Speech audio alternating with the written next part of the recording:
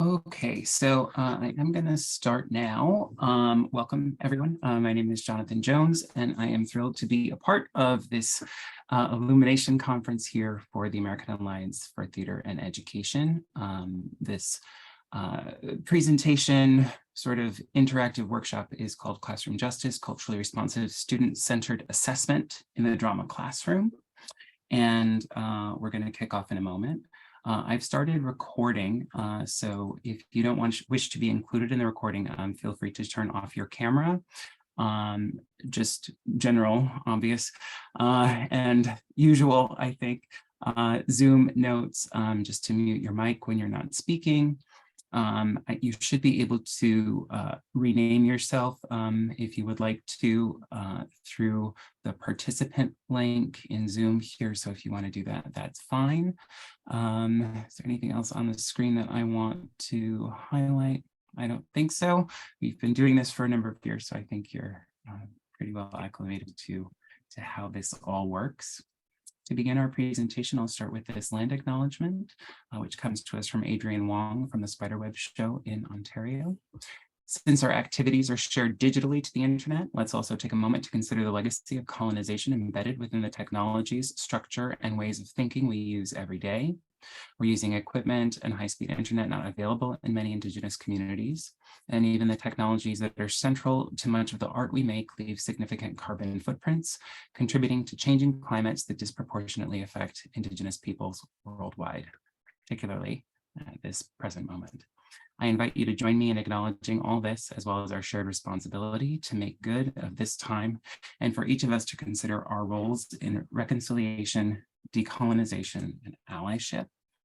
And if you would like to, I invite you to post where you are joining us from in the chat and the lands that you are joining us from. I am coming to you from the unceded lands of the Munsee Lenape people, which is currently known, at least in my neck of the woods, I suppose, as Jersey City, New Jersey.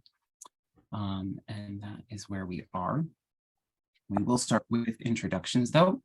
My name is indeed Jonathan P. Jones. I work mostly at New York University at the Steinhardt School in the program in educational theater, where I teach pre-service teachers, largely folks who are going to work in public and private schools in New York. My preferred pronouns are he and him, and I've already indicated where I'm joining from. And for now, I'd just like to take a moment for you all to introduce yourselves and tell us where you are coming from. So let me stop sharing to facilitate that. And is there someone who'd like to go first? Melody. Hey, good morning, at least for me, everyone. I am Penelope Kaywood. I am an associate professor at the University of Utah, working with pre-service teachers, and I also run a youth theater program. I'm coming to you from the ancestral lands of the Goshute, the Ute, the Paiute, and the Shoshone here in Salt Lake City, Utah.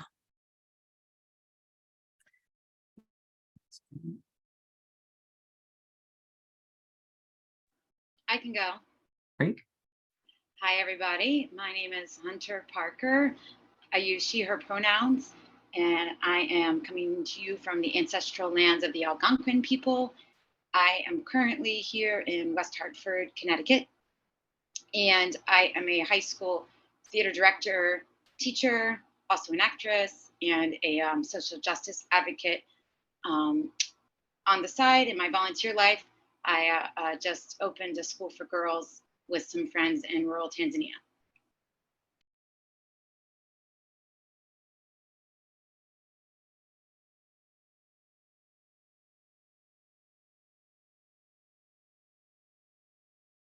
Hi, everyone. My name is Joanna Lutzen. I'm the arts director at Capital City Public Charter School in Washington, D.C. But in the summers, I live on the Penobscot Bay in Maine. So I'm coming in from Maine. Thank you. How about Kate? Hi, I'm Kate. I use she, her pronouns that Zoom is forever erasing from my profile and won't let me add right now, but that's what I use. And I'm coming to you from Los Angeles, land of the Tongva people. Oh, and I'm a pre-service educator. I'm finishing a master's degree at Emerson, but I'm doing my student teaching in LA, where I am from. Great. Jen? Hi, I'm Jen. I am a director and elementary drama teacher outside Boston. And I use she, her, hers. And I am from the land of the Massachusetts and the Wampanoag people. Well, I'm not from there, but that's where I'm residing. It's their land. Fair enough. Haley Ann? Hi, everyone.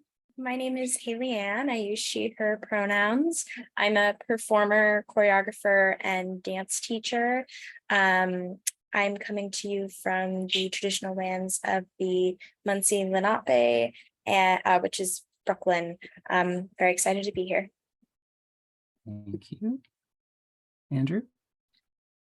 Hi, Andrew Ryder. I am a theater education professor at Seattle Pacific University. I use he, him pronouns, and coming to you from the lands of the various bands of the Coast Salish people here in the Seattle area. Thanks. Chris? Hi, I'm Chris Heller. I use she, her pronouns.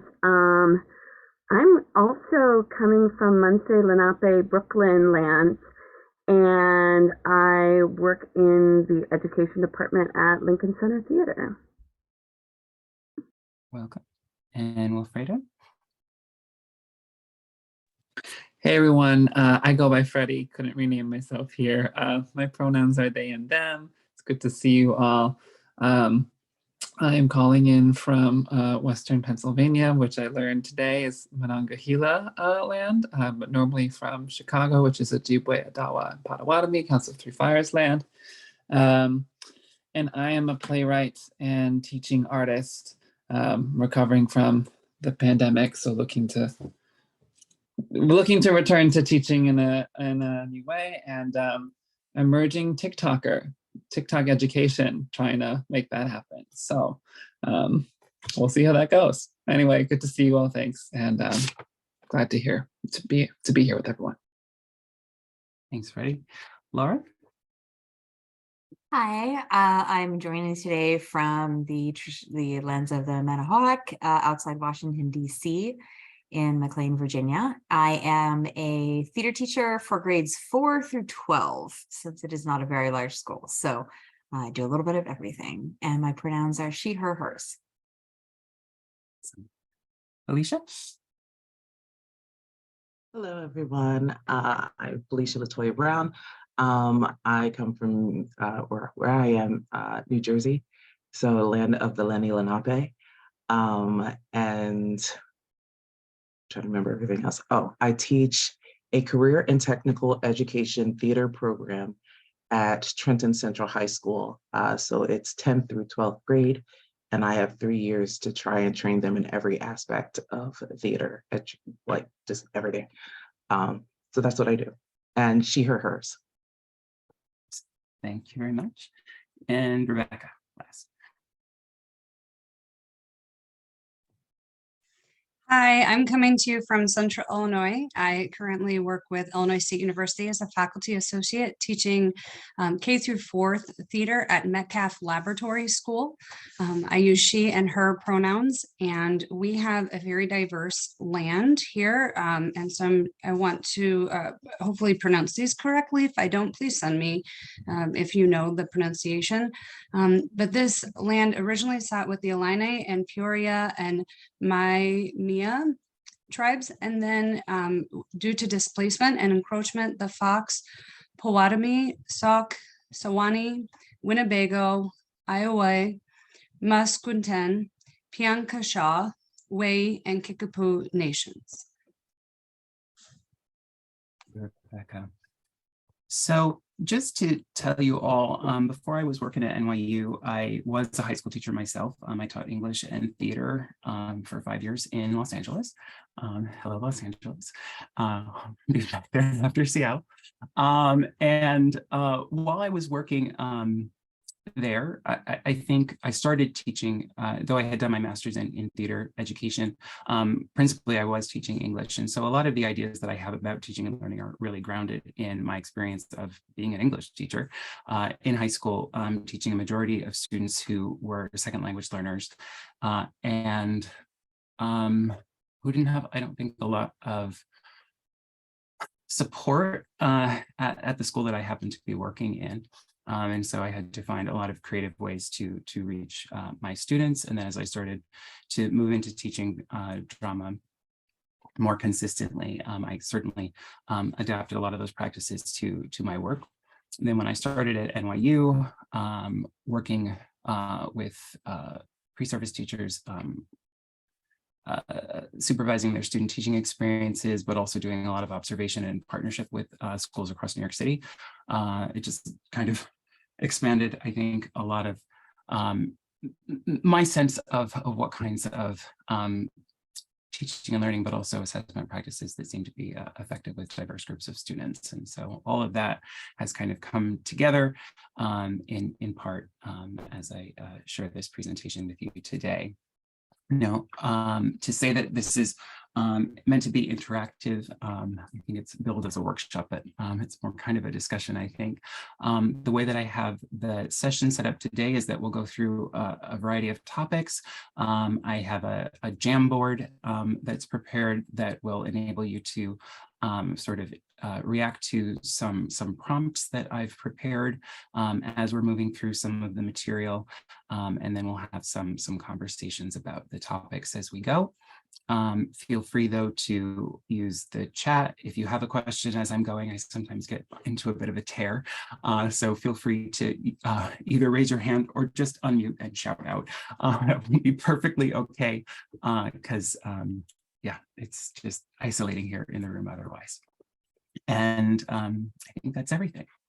So we're going to get started with a video from Toni Morrison, which in many ways kind of prompted some of the ideas that I'm going to share with you today. A couple of years ago, one of my graduate students at NYU said to me, you know, have you heard what Toni Morrison has to say about the white gaze? And what do you think about how that impacts us as drama educators? And at the time, I was wholly unfamiliar with that discourse. And so I investigated it a bit, and I thought that it really was quite meaningful to me and in thinking about the experience of young people in my classrooms. So I'll share that with you now. Apologies for the volume in advance. I have had reviews in the past that have accused me of not writing about white people. I remember a review of Sula in which the reviewer said, one day she, meaning me, will have to face up to the real responsibilities and get mature and write about the real confrontation for Black people, which is white people. As though our lives have no meaning and no depth without the white gaze. And I've spent my entire writing life trying to make sure that the white gaze was not the dominant one in any of my books.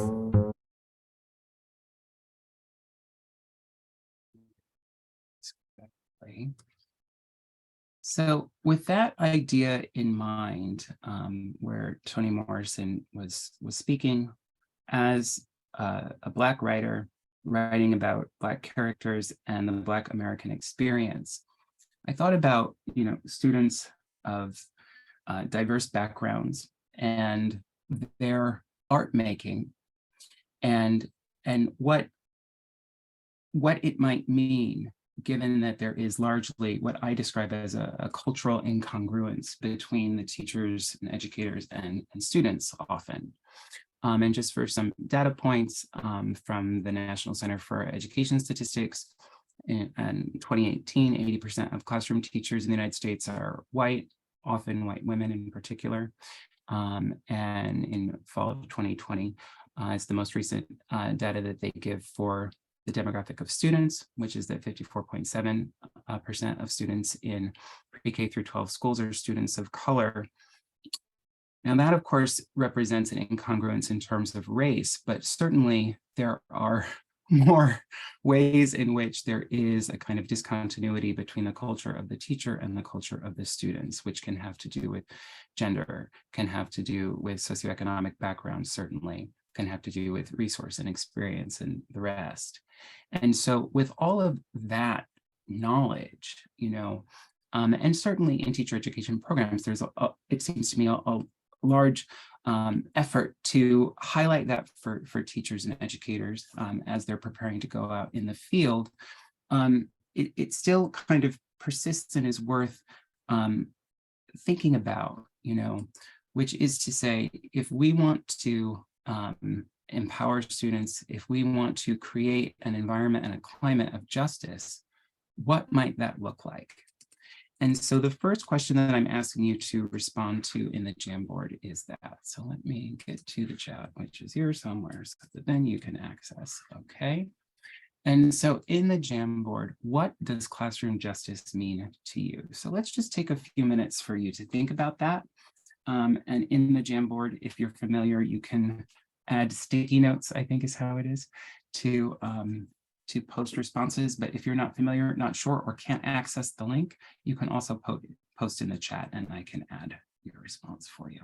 We'll just take about 2 minutes to reflect on that question.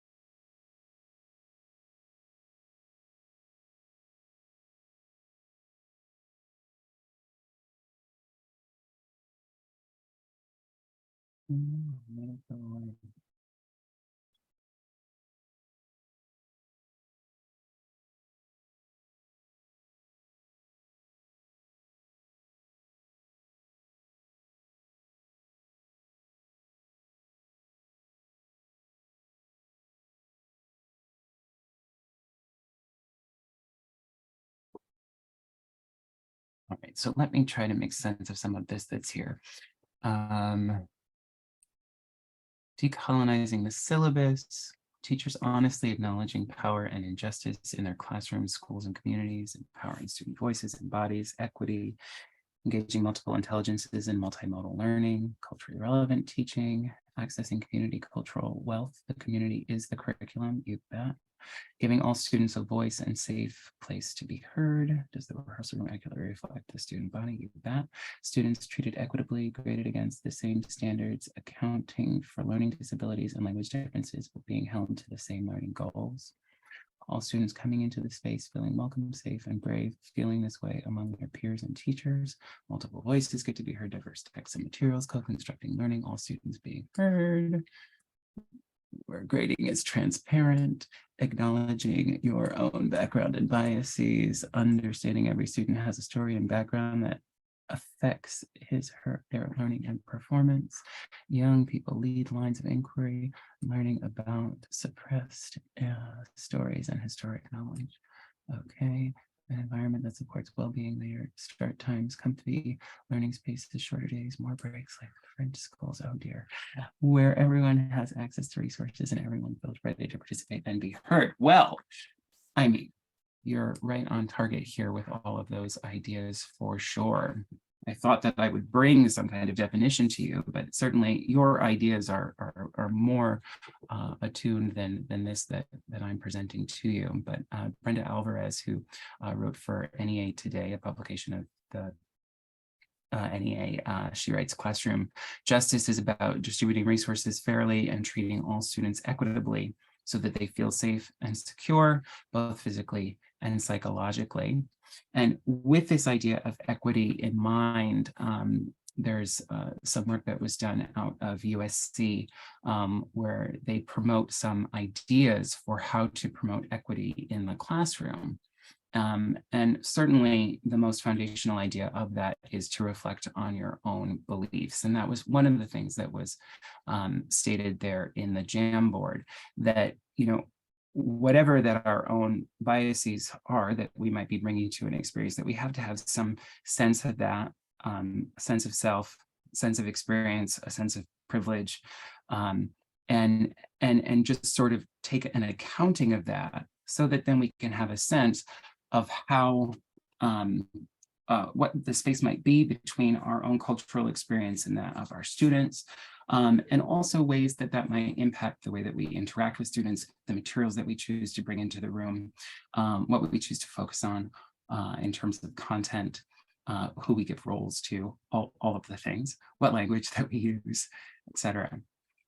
Second idea here, reducing race and gender barriers to learning. I mean, certainly it seems to me this idea of decolonizing the curriculum and the syllabus, like that is part of what we're working towards for sure.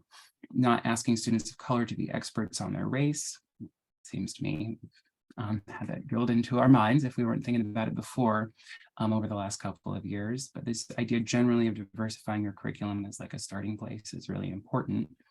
Holding every student to high expectations. And so, well, you're all educators, you know that already. Avoid assumptions about students' backgrounds. Well, there I'm doing that myself, aren't I?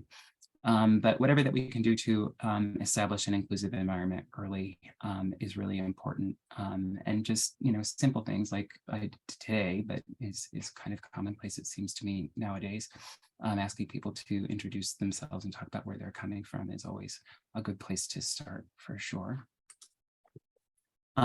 Being dynamic with classroom space. And so part of what we had there in the Jamboard, this idea of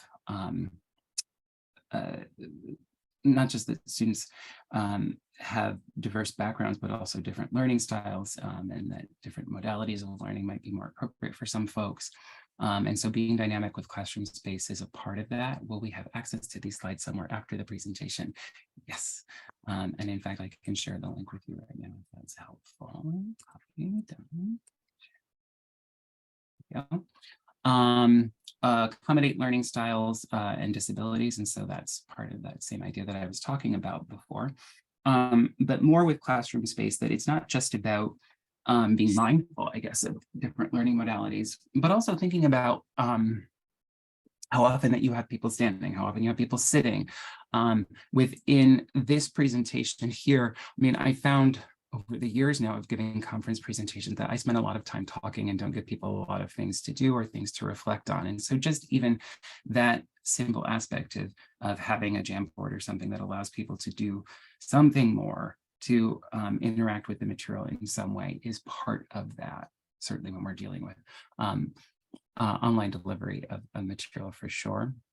And similarly, then lending itself into number 6 here, being mindful about how you use technology, but also then being aware of religious holidays. And the idea there, of course, is, you know, when you're planning out your schedule for assessments, for when assignments are due, when performances are going to happen, and the rest, that if you've sort of taken that into account in advance when you're planning out your calendar, that will be helpful in as much as you can, certainly, but also sharing that with students, that that's part of how you've organized the schedule to try to take those things into account, and to let folks know that if there are other scheduling concerns that they have in advance, that they should share those with you so that you can even, make more adjustments as you need to.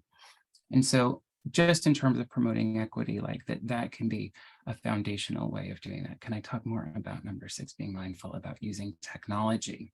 Sure. So being mindful about using technology. I think the idea of equity, one of the things that I have traditionally talked to my students about was, if they're going to create a worksheet or a form that they are going to give to their students that they want them to fill out, like just the necessity of including instructions on the document so that whatever that you're going to articulate verbally to the folks, that they have something that they can also sort of look at and refer back to if they need to while they're completing that particular assignment. In the same way with technology, that, when you're putting together a slideshow, you don't want to overwhelm people with a lot of words because that can sometimes distract from what it is that you're saying. But conversely, if students need the support of being able to see the text while you're speaking, that can be very helpful. So for me, presenting here on Zoom, that was logging into the meeting early, making sure that I have the captions turned on before we get started, because once I get going, I'm not going to remember to do it, certainly. And if people need that support, I want to have it for them. I don't want them to have to be anxious about it. I want, as soon as I start speaking, for them to see that that support is already there. In some classrooms, teachers have Promethean boards, which can similarly have open captions while one is speaking, can also have translation going on while folks are speaking, and just those little things that can then support folks as they're going along. Same type of technology to complete an assignment. Fabulous, Felicia. So also when I brought up the Jamboard, that I gave people the possibility of putting things in the chat and then I could add it to the Jamboard for them. It's just those kinds of things, and that you need to be thinking about that in advance as you're preparing so that you'll have those supports available for folks in case they need them. Thanks for those questions. It's really great. Yes. Yes.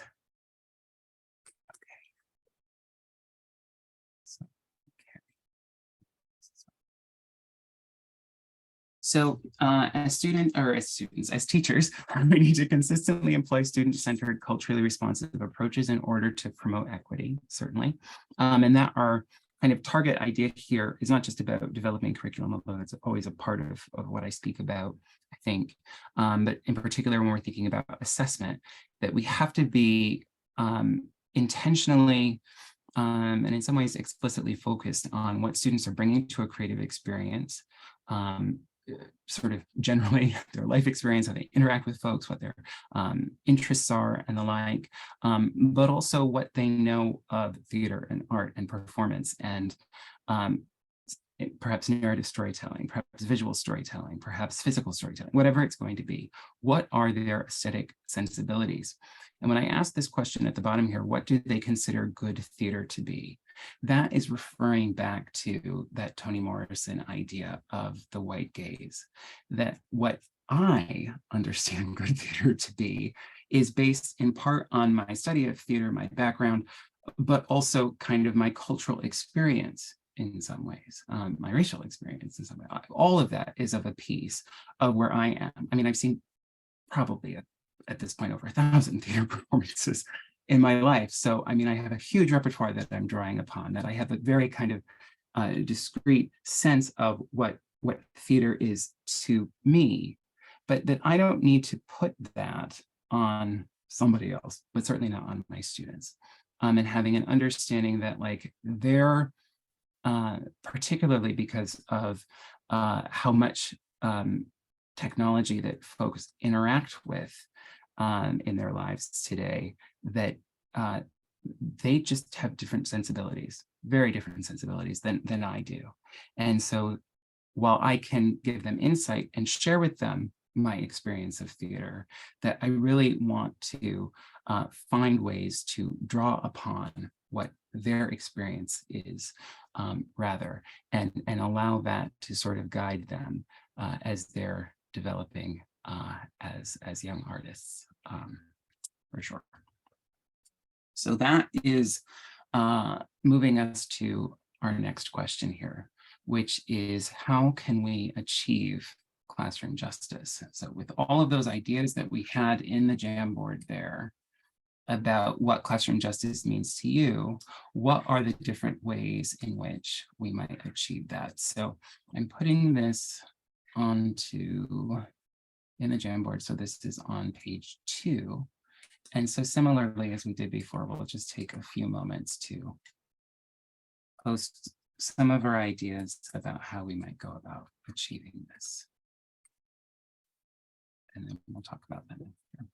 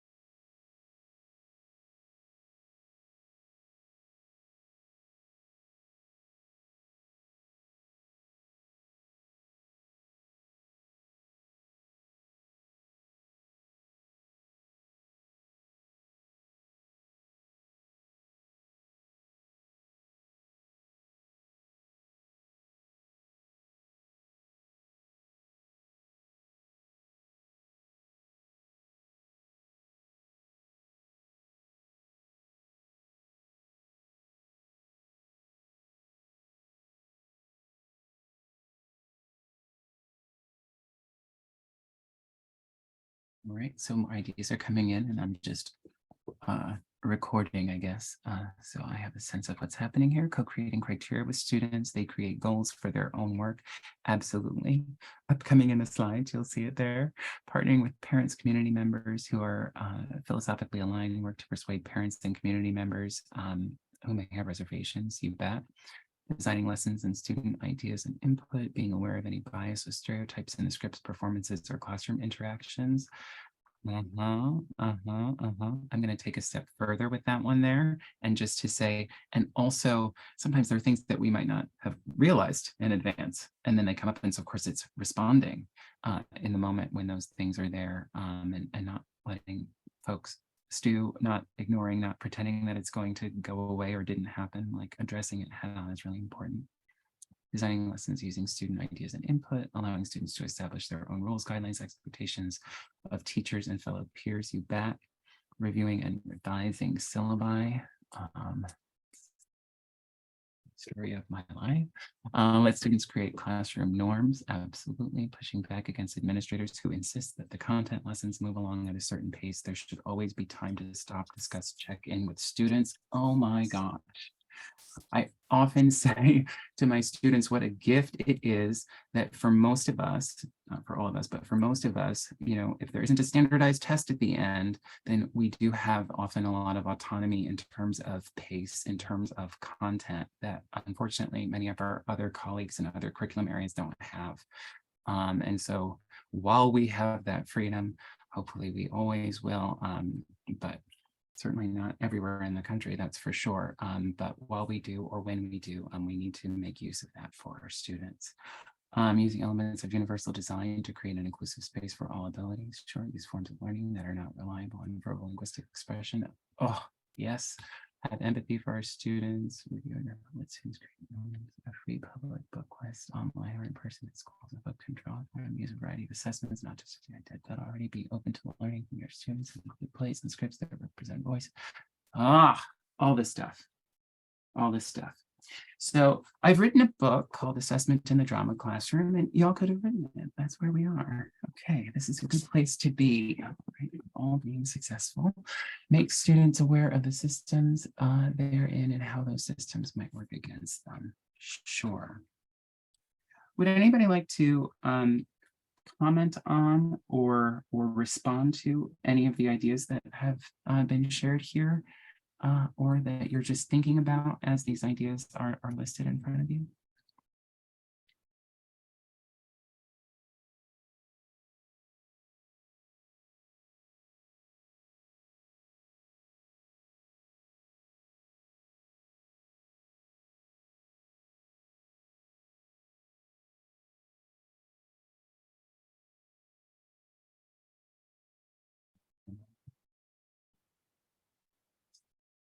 I'll offer something. Just a round of applause. I think it's so cool, everything that's coming out. So I just want to not like a critique or anything, just like it's really amazing what we've come up with here. And I just want to make sure that's celebrated. Yeah. Thank you for doing that, Freddie. And I have to say, you know, when I was putting the presentation together, I was first thinking I would do a Jamboard, and then I thought, no, we can just talk about it. People can post in the chat, it will be fine. And then I realized I need a record of what everybody says. And me keeping my file of like old chat files is just not doing it anymore.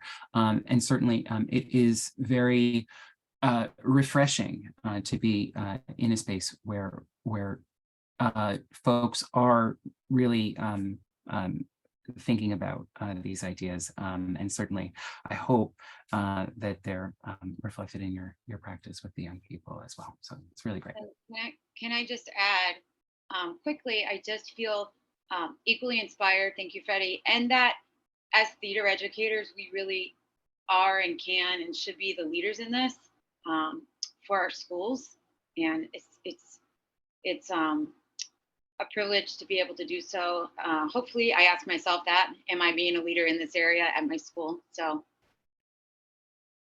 And I wonder also if sometimes we feel like we're not doing enough, or we're not being successful. I mean, I think we're never doing enough, but as you say, that we are being leaders and that we do just because of the nature of our work often. I think also in some ways because of, not everybody, but many of the people who are drawn to doing this kind of work, it's for a particular reason. And so this is often these are ideas that we gravitate towards, and I think that that's really worthwhile to acknowledge and continue to work towards, for sure. I wanted to say too, the orange one, include plays and scripts that represent various cultures, backgrounds, and experiences. I mean, for everybody on this call who do this kind of work, that should be so obvious. But it's interesting. That really resonated with me because I have a drama teacher who for years always uses a scene from Neil Simon's The Odd Couple. And it's a great, I mean, it's nothing against the play, but he loves it because it's two people and it's different points of view and there's a conflict and they can switch parts.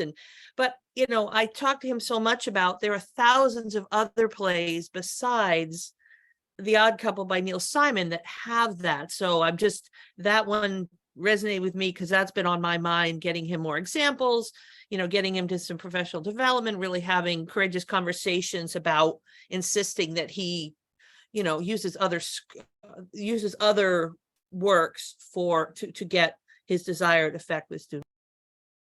Thank you for saying that, Joanna.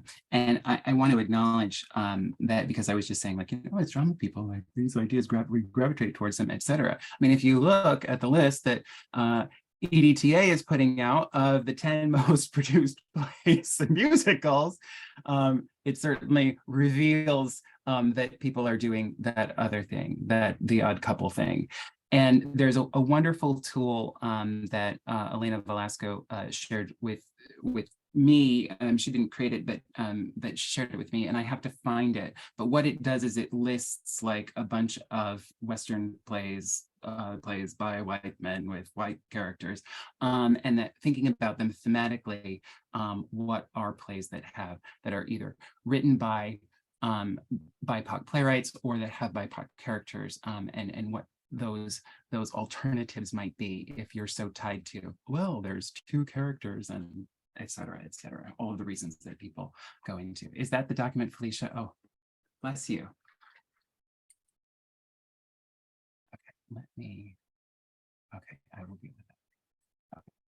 Okay. I would extend that to say, if you're in a acting program that's actually teaching specific theorists, I'll just put the link to a poster here that, people tend to teach the same old white men and Uta Hagen as their acting theorists. And there are a number of acting theorists of color in the world. And there's a whole poster with them that you can hang on the wall, just as we talk about decolonizing the syllabus, and it starts with what's hanging on the wall in your room and who you're showcasing in that.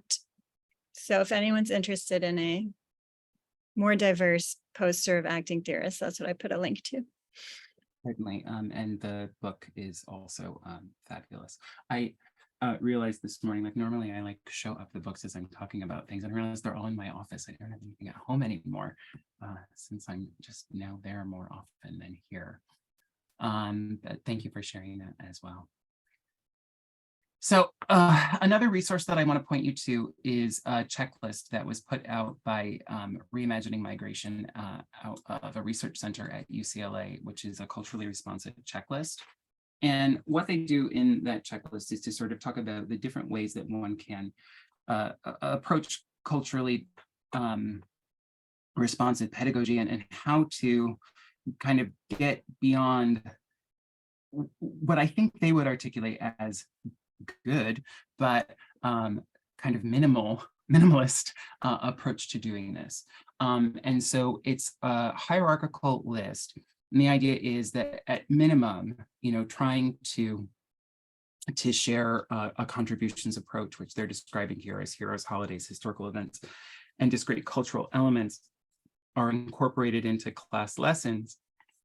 And I think in some ways in the drama classroom, like just to mention that there are playwrights of color, or to mention that there are plays that center different kinds of characters, that in some respects, if that's all that we're doing, then that is kind of living in that world of a contributions approach, which is not bad. It's just that there is more that we can do than that. Level 2, additive approach. Multicultural content, concepts, and themes are incorporated into the lessons from multicultural students' perspectives. And so now, instead of just saying like that this other body of work in theater exists, it is to actually be mindful about the cultural experiences of the students in the classroom, finding that out, and then intentionally incorporating whether it's theater in particular or performance more broadly, traditions that have more of a correspondence and resonance with the experience of the individual students who are actually in the room. Then going above that is what they're calling a transformation approach. The structure of the curriculum enables students to view concepts, issues, events, and themes from the perspectives of diverse ethnic, racial, and cultural groups. And so to me, this could be a space for maybe dramaturgy in some sense. Like, what is the cultural framework? What was happening at the time in the world around that theater piece? Both in terms of like generally, but also like what are the issues and themes that are brought up in the work, and what did that look like in the world at the time? And what does it look like in the world today? How does this correspond with? How is this different from? In what ways does this resonate with us? And so having kind of those larger conversations, which sometimes just don't happen. happen. And then level 4 as a social action approach is then, from their point of view, sort of the highest level. And often in culturally responsive pedagogy, it is similar, that more than just learning the content, doing the thing, is students making decisions on important social issues and taking action to help solve them. So like years ago, I wrote a paper called Call to Action that was saying that, you know, if we're putting together a devised theater piece or a verbatim theater piece or something, and it's about a specific issue that's going on, and we really think that it's important that a community grapple with that idea, that rather than just presenting it and leaving the audience to sort of think, ruminate on that idea, sort of raising questions. Instead, it is actually to say, okay, now there are actually actions that we can do, and here's what they are, and here's how we might achieve them. I presented this at a conference a number of years ago, and someone said, well, isn't that a bit didactic? I say, didactic? I'm a teacher. It's all didactic. What are you talking about? And to say to folks like, yeah, here are things you can do. Not that you must do, but you can do. There are other things, having that conversation, having that dialogue. And so if we think about for 10 years or more, there have been Take Back the Night events that happen on college campuses across the country and in some high schools to acknowledge, deal with, confront sexual assault. There, okay, if we're doing a theater work as part of that, that is an idea of taking action, doing something more than just having the performance. I wonder, though, if there's some other ideas that you might have about how we might achieve these things through lessons or units of study, other approaches that we might consider employing that would be worth sharing. And so that's another page in the Jamboard.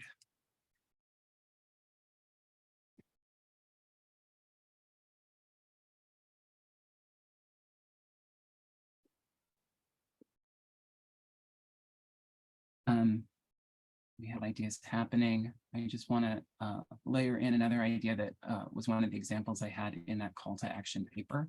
I had been at a performance of Michael Moore's play, which I can't remember what it was called, that was on Broadway in 2017, I think, right after the 2016 election. And he was kind of in the way that Hillary Clinton's book, What Happened, talked about her experience of what happened in the 2016 election.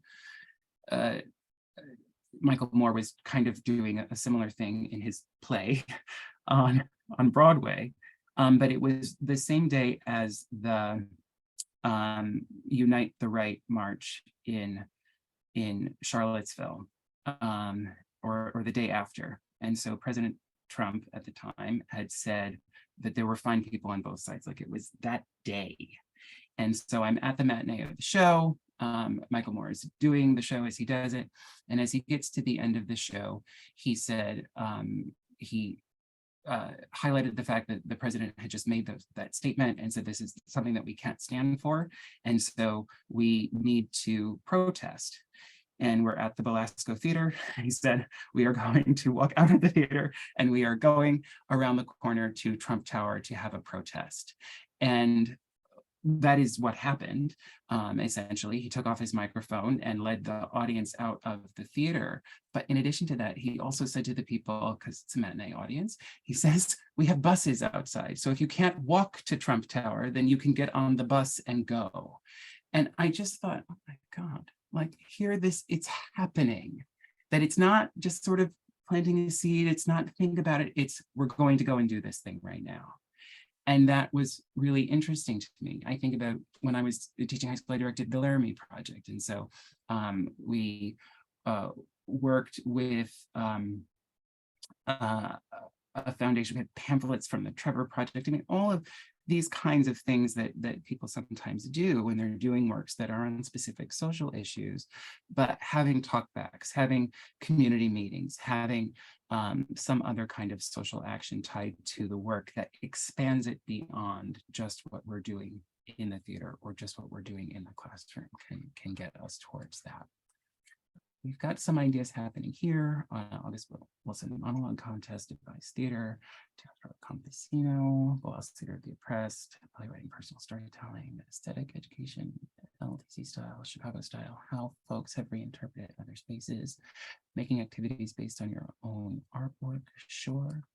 For my younger students, we do a lesson on levels involving a family photo. Students have the opportunity to share their cultural background within the activity. Fabulous.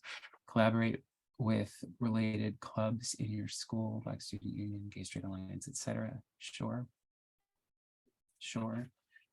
So that I mentioned in this checklist, that there is a desire to get folks to operate at the higher levels.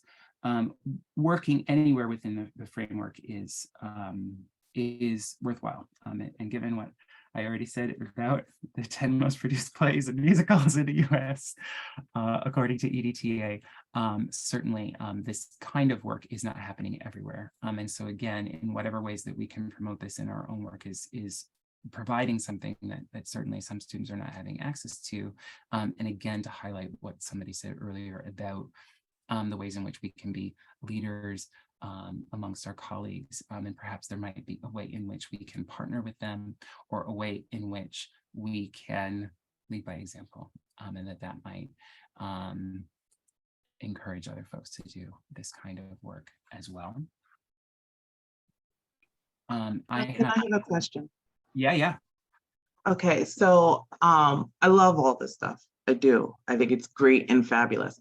I teach in Trenton, which is predominantly Black and Hispanic. As much as like I love weaving all this stuff in, sometimes I feel like I need to hit certain things because I know that when they go to college, that people are going to look at them as Black and brown kids coming out of Trenton and going, oh, but see, you don't know this, and this, in regards to, I mean, I know, like, I don't have a problem with decolonizing the curriculum because I'm shaping my curriculum anyway.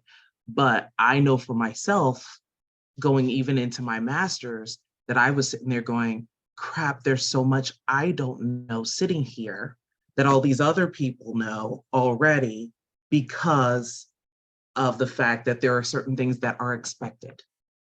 And I didn't know those things that were expected. So I felt like I was already behind. And so my concern is, how do I still address the cultural significance of my own students while still making sure that they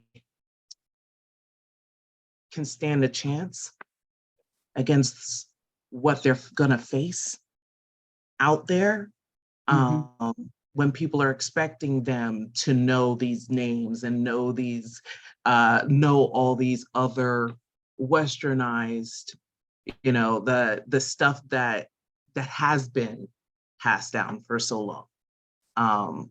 So I guess that's where my question is. It's like, how do I make sure that I'm acknowledging them and I'm doing that aspect so that they can be part of the change of the future, of the moment now and of the future. But how do I also make sure that my kids who aren't even getting theater until they get my class are as prepared as possible for what they're about to face? Oh, Felicia, I mentioned before that when I was teaching high school, that so many of my students at North Hollywood High, that they were English learners, second language learners, sometimes third language learners, and their English reading literacy levels were very low. And there's all kinds of work that we do in the English language arts when working with students who have that kind of linguistic background, about like not asking students to read out loud because of the stigmatization that can come along with that, and also the way in which that can kind of turn them off from work having to do with developing their literacy. Well, in drama, in theater, whatever work that I was going to do with folks, if they were going into another environment and they're going to be auditioning for a program, I mean, doing a cold read is a thing, a real thing, that there was nothing, no matter what curriculum I was bringing to them in terms of theater, it wasn't going to matter if they weren't going to be able to get into the room because their reading reading aloud skills were so poor that it just wasn't going to happen. And so, I mean, I had that conversation with them. I said, this is what they are expecting. And I mean, we can do some read aloud drills here and other things that might assist, but really it's something that it's just self-knowledge that you have to have for yourself. And is that something that you want to take on if you want to move in this direction? And similarly, Felicia, that like, to me, even being able to say to folks, like, here is the body of knowledge that those people are going to expect you to know. I don't particularly want to do that, but we need to be real about the fact that that's what the expectation is. And I think, you know, students say, oh, I'm going to be a basketball player when I grow up. I'm going to be like LeBron James. And then you say to them, well, do you play basketball 10 hours a day? Because that's what LeBron James did. And if you're not going to be dedicated in that way, you're not going to be LeBron James. Well, if you're going to be doing theater in this way, in this work, like there is an expectation of this outside work that you would need to do in addition to what we're going to do together. So it's a little bit like living there. To me, it is a balance. And I wonder, just gifted educators in the room, what are other thoughts that folks have about this conundrum? Felicia, oh, sorry, go ahead. I was just going to say that what was in the chat earlier too, that that the work is being also done in higher education, and we're seeing that, you know, taking it only a Eurocentric approach to what we find valuable and what we're teaching students isn't the best, because our students represent the world. So I feel like, I mean, even here in Utah, we are doing a lot of work decolonizing and changing the curriculum to match the students that we want to come here. So I feel like things are changing, and what is being taught is changing, so that there's more value in that, like that beautiful poster that someone shared, that those are the things that we are looking at now. So hopefully by the time your students, Felicia, are ready to come, they won't have to worry about knowing, you know, a lot of that stuff. It's going to change. I really appreciate what you said, Felicia. I mean, I completely, it resonates with me. I think if we're thinking about what you're talking about, the importance of preparing kids for studying what people tell them they're going to need in college. And thank you, Penelope, for saying that colleges are working on shifting that, but then also talking about what we're talking about in this forum. I guess for me, and we're pre-K through 12th grade, so we have a high school theater program. For me, it's more, they're kind of combined. If we want kids, you know, we're teaching kids the design process, and we have kids designing lights for shows, but instead of lighting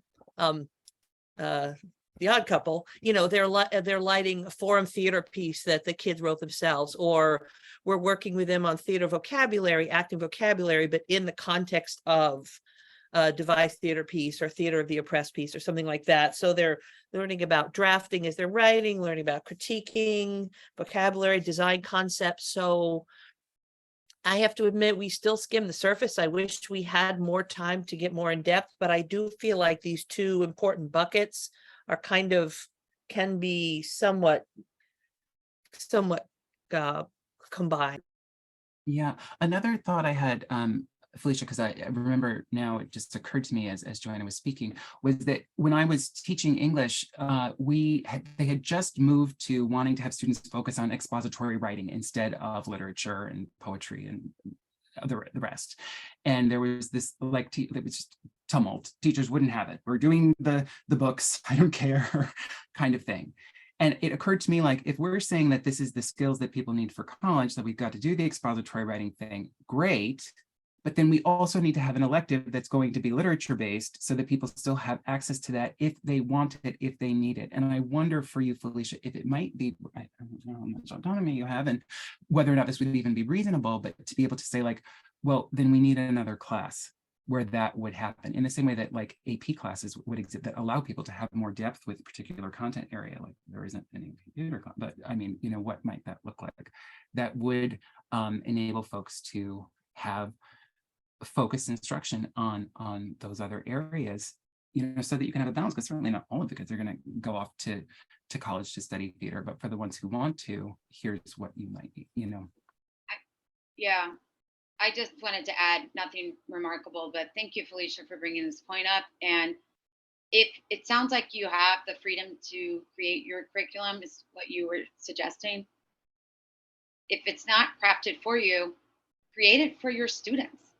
That's what I say. They can always go off and read these lists of plays and familiarize themselves if that's the direction they want to go in. But teach the students you have in front of you. Make it relevant to them. That's my advice.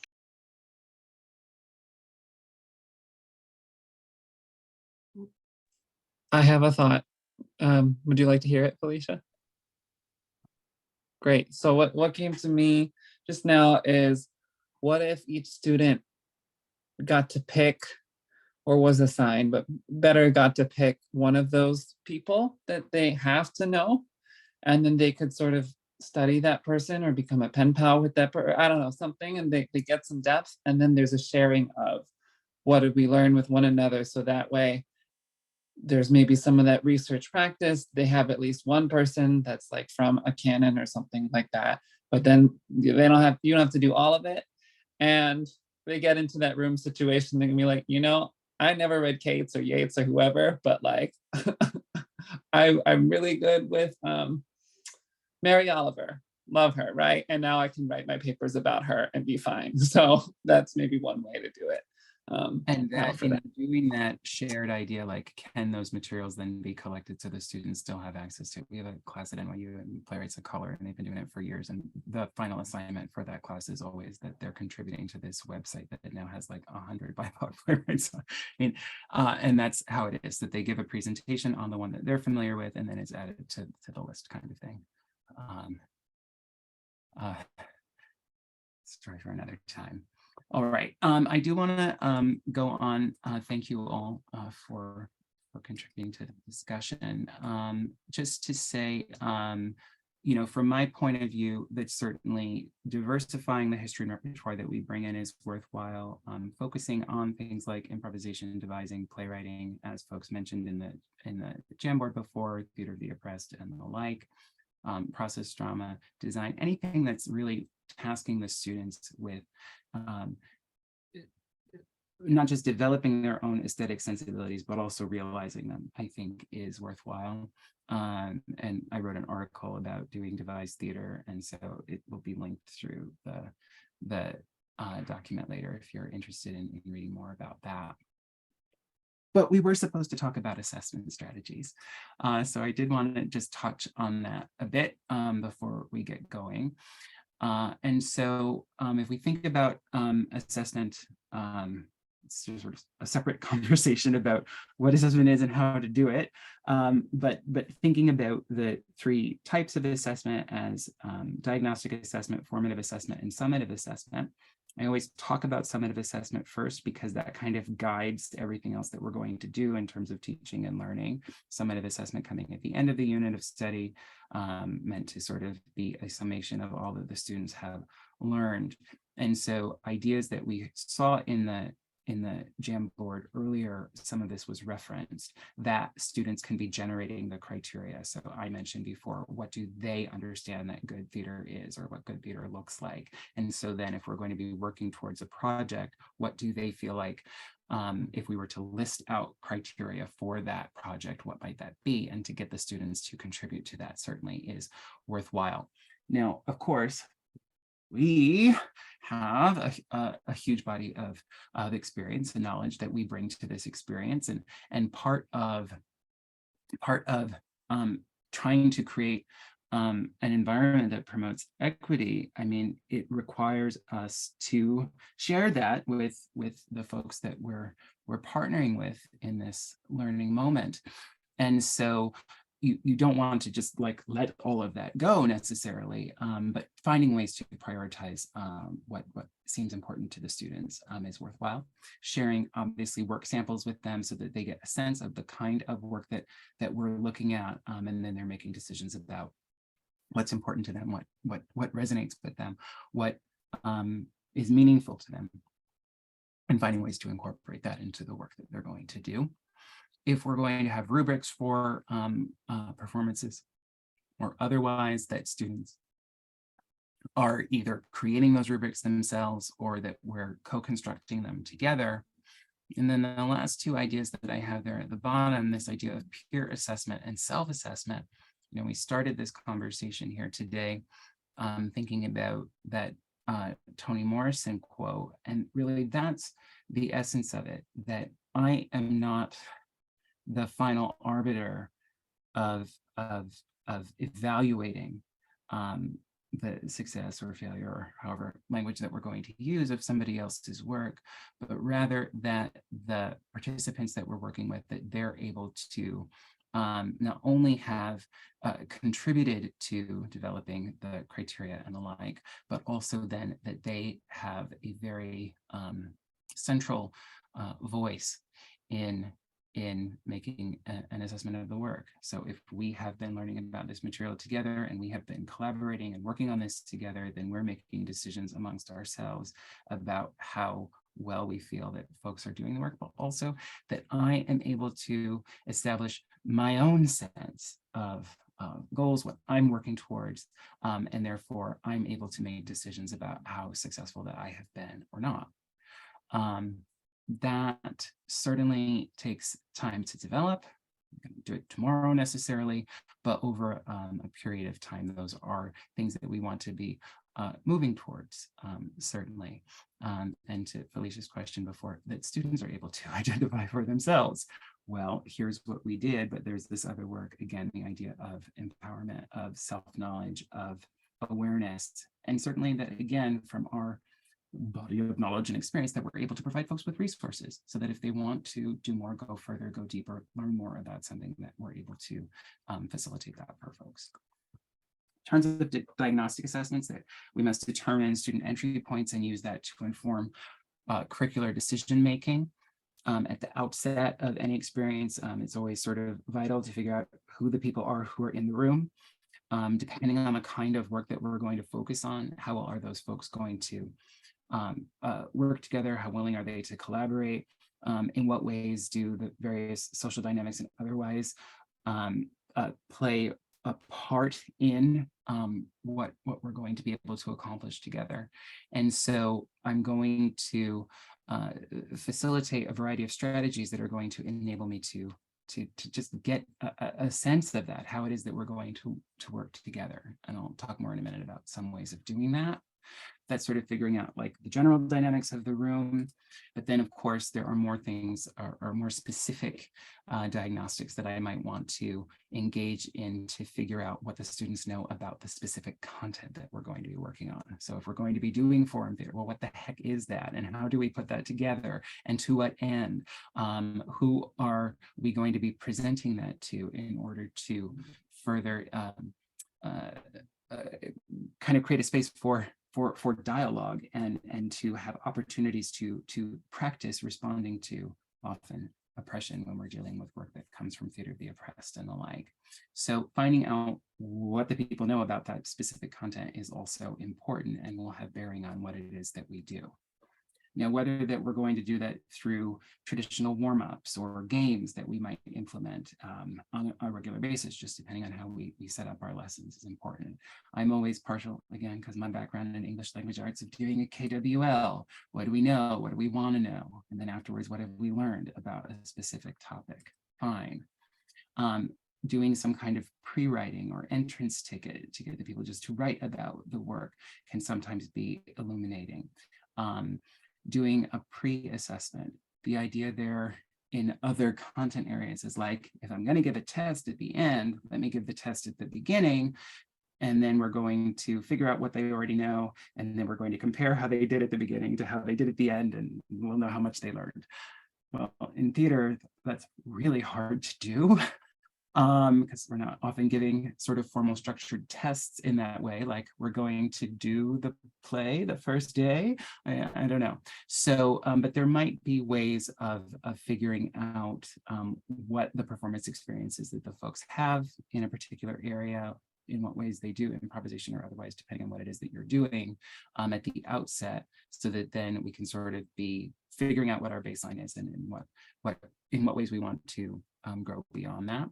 Just having conversations with the folks through Q&A, or actually getting the students to do something more formal in terms of writing an idea of having a self-assessment. Here's what I know, here's what I'm already able to do. And then to say goal setting, here's what I'm hoping I might be able to do after this experience, or here are the areas in which I want to grow, what I want to develop, what I want to learn more about. As that's ongoing, then of course, we're engaging in formative assessment. So then tracking, if this is the direction that we're moving towards, how are we doing? And what I'm giving here in terms of strategies is just sort of an informal noticing, which is, I mean, it sounds like nothing, but it actually is really vital, I think, which is actually being sensitive to what, if I'm the teacher and I'm creating goals, objectives, criteria for the folks, okay, so how are they doing towards that? But even if the students are generating that, it is similarly like being very intentional about how are they doing on an ongoing basis in terms of making progress towards those goals that they have. And then you might do that through an exit ticket. Again, we had the question before about, I mean, if it's always verbal and linguistic, what else can we get the people to do? Just getting them to share part of their work that they're doing in a particular moment, or to talk about their work, to give us a small presentation, that there can be a variety of ways for that to happen. If the students are heading towards some sort of performative moment at the end, can we do kind of advanced performances, what I'm calling pre-assessments here, or dress rehearsals, just to get a sense of where they're at with it. And those are things that we do as part of the rehearsal process, of course, but it's just being mindful of the fact that that is a formative assessment, and something that we need to be intentional about doing as we go. So what do we do with all of this, I guess? What do we do with all of this? And so that is the last page, I guess, in the Jamboard. Some ideas you have for implementing some of these ideas and what that might be. I'm mindful that there was a comment in the chat. Pre-assessment can work if your students are taking a backstage exam through USMTT. Fantastic. What else? We just have 2 minutes, so if folks want to share verbally rather than write, I can add things, that'll be fine.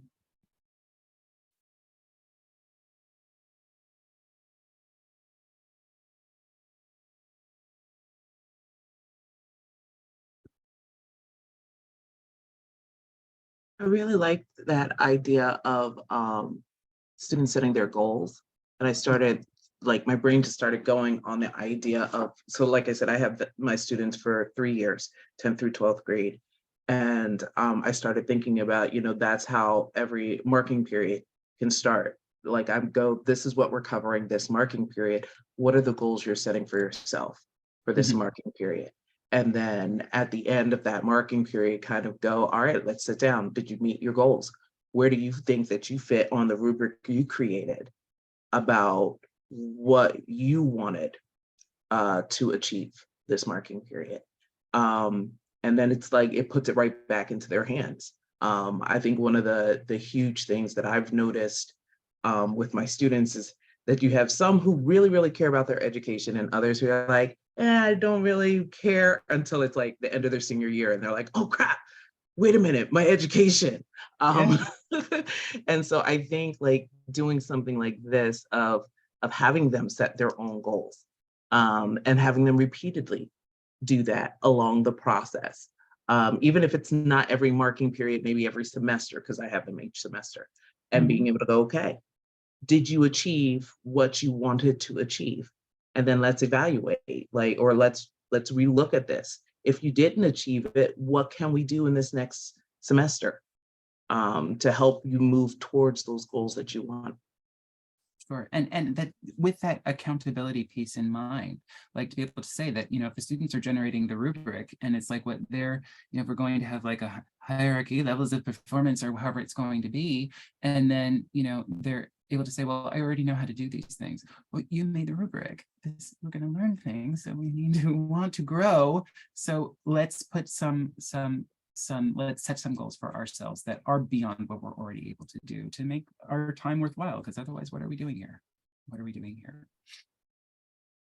Another thing we started doing last year, and it was hard for the arts teachers because after a performance, or whether it was formal or informal, we would ask the audience if they had any questions, and the teachers got in the habit of answering the audience's questions. And I think once we said to teachers, a good way to assess what the students got, and let them do the Q&A with the audience. So whether it was, you know, our elementary school in the audience, or parents, or a portfolio group, if the kids are able to answer the audience questions after some kind of performance in the Q&A, and the teachers just keep their mouths shut, it's amazing how much we learn from what the students got and what they didn't get. So yes.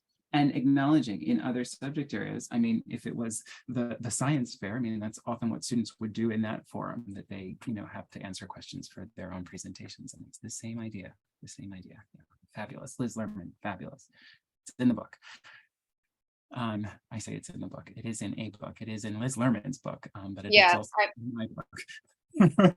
Oh, yeah, would love to read that. Yeah, just this idea of peer assessment, you know, people when they come into my classroom, and I'm sure everyone on here, they're so impressed because giving our students agency to even give critical feedback, like you're mentioning, is huge to what we do, and that is that, you know, listening to that feedback and that critical feedback can be a form of assessment. I think sometimes we forget that. So. Yeah. As we're wrapping up, I did want to just share a couple of things that remain in the slideshow. There's a reference page which refers to any of the references that I mentioned so far. A lot of the ideas that I referred to are grounded in a text that's called Strategies of Assessment for Learning by Jan Chapuis, and also Better Learning Through Structured Teaching by Fisher and Frey. But also, what's going on here? This afternoon, Elena Velasco is presenting on crafting collaborative criteria for theater assessment at 4:30. And I think that presentation as well will provide more perspective on this topic overall. So you can find that in the Schedule app if you're interested in doing that. And as I mentioned, I have a book coming out in the winter, Assessment in the Drama Classroom, a Culturally Responsive and Student-Centered Approach. So look for that through Routledge. My intention with the book was that it would be focused both towards pre-service teachers, but also current working teachers, and also that it be available for sale at a price that is not prohibitive for people to purchase. So just be aware of that. There is a session evaluation, so I am posting that in the chat so you can access it. Thanks for the congrats. And the next session is going to begin at 1:15. And if you need to access the conference schedule, that is here. Thank you all for joining today. And if you have any questions or need anything further, let me know. You can always reach me by email, and I'll post that in the chat. Thank you so much to you, Jonathan, and to everybody. This was wonderful. Yes, really a huge thank you to all of you for all that you contributed. And the links to the Jamboard will be embedded in the slideshow as well. So that will be on the AATE website after the video. Thank you. Take care. Thank you. Thank you so much. You're welcome.